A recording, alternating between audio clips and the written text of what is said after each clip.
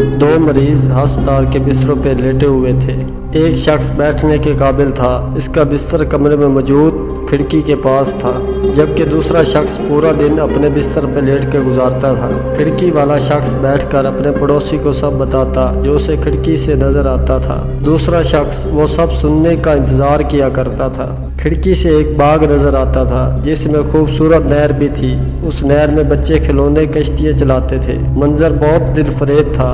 खिड़की के नज़दीक वाला बराबर लेटे हुए शख्स को तमाम तफसीलात बताता और लेटा हुआ शख्स तस्वर की दुनिया में खो जाता था।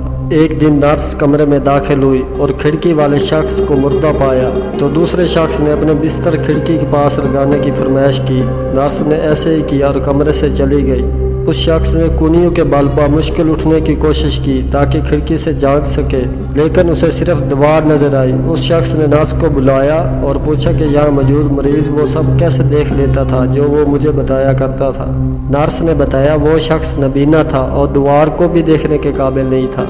वो शायद दूसरे मरीज में जिंदगी की लहर उड़ाना चाहता था, उसे खुशी देना चाहता था। अपनी तकलीफ भूलकर दूसरों को खुशी देने से बढ़कर दूसरी खुशी नहीं, खुशी बांटने से बढ़ती है। आप भी दुनिया में थोड़ी सी खुशी की वजह बनकर इस दुनिया को मज़ीद बेहतर बनाएं।